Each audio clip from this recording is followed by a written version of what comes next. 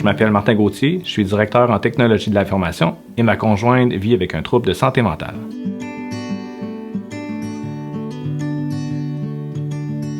Mon rôle en tant que proche en santé mentale, c'est d'accompagner ma conjointe au quotidien. C'est de ne pas prendre toute la place, c'est de lui laisser son espace. C'est aussi d'être en mesure, outre tout ça, de garder un équilibre, en fait, dans ce qui m'appartient pas. En tant que proche qui soutient quelqu'un en santé mentale, j'ai besoin d'aller me chercher des outils pour pas crouler, j'ai fait un burn-out dans ma vie, ce qui m'a aidé aussi à prendre conscience que, bon, j'avais peut-être plus besoin d'aide que ce que je croyais. Ça m'a permis d'aller chercher cette aide-là, de faire de l'introspection, de mettre mes limites. Mais ça, quand tu réussis à passer au travers de tout ça, ça t'aide aussi au travail. Donc, je suis en gestion avec des employés. Fait que pour moi, ce contact-là au quotidien, ça fait partie de ma préoccupation. Le rôle des proches en santé mentale n'est pas reconnu tant que ça dans la société, mais c'est facile de pas reconnaître ou de pas voir quelque chose qui est invisible. Donc, est-ce qu'on le reconnaît suffisamment? Bien, la réponse, c'est clairement non.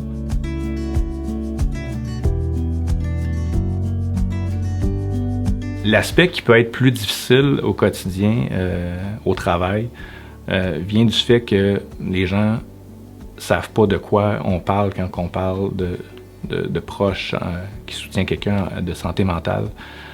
Puis les gens sont mal à l'aise. Puis des fois, c'est uniquement comme, pas des bons réflexes, mais c'est maladroit. C'est pas un rôle que je veux apporter forcément au travail, mais ça a un impact, là. Ça peut avoir un impact à différents moments où peut-être mentalement, je suis pas là parce que je suis occupé avec une problématique qu'il y a à la maison. Ton employeur sait pas ta condition que tu as à gérer à la maison. Mettons, des absences répétées peuvent être perçues comme il est pas motivé, il vient pas travailler. Mais au contraire, là, des fois, c'est des absences pour réussir à gérer ce qui se passe à la maison pour après ça mieux aller. Puis du côté énergie, il y a des journées que peut-être que c'est moins le cas, donc ça peut être perçu comme moins productif. Est-ce que ça peut avoir un effet négatif? C'est sûr que la réponse est oui. Quand j'aborde mes employés en one-on-one, c'est une base régulière, hebdomadaire, j'essaie de tous les rencontrer 30 minutes. Puis on commence pas par « t'es rendu où dans tel dossier, qu'est-ce qu'on fait à ce niveau-là? » C'est bon, comment ça va? C'est quoi les priorités de ta semaine? Puis pour moi, les priorités de la semaine, c'est autant de 8 à 5 que qu'est-ce que tu fais le soir, que tu t'occupes de ton père qui est présentement malade, que tu as une pratique de musique avec ton band qui est super important pour toi. Ça fait partie de découvrir qui sont les gens, fait que c'est comme ça que tu es capable après ça de voir qu'est-ce qui les concerne dans leur quotidien. Mais de mon côté, le dialogue reste vraiment important parce que tout se dit, puis on travaille, une compagnie, c'est des gens. Fait que puis les gens, ils ont un contexte. Fait que c'est important pour pouvoir bien en entreprise gérer le contexte, d'écouter nos employés puis de pouvoir gérer les personnes qui sont.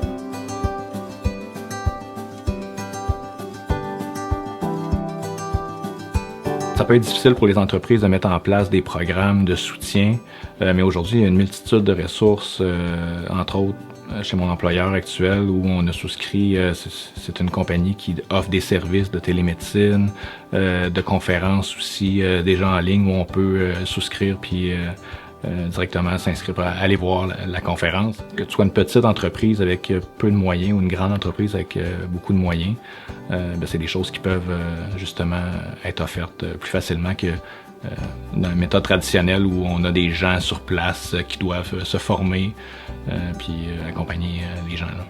Moi, je crois qu'en tant que société, c'est notre responsabilité, chaque individu, justement, de créer cette ouverture-là, puis ce dialogue-là, puis l'ouverture mentale par rapport au sujet de la santé mentale des proches qui accompagnent aussi des gens.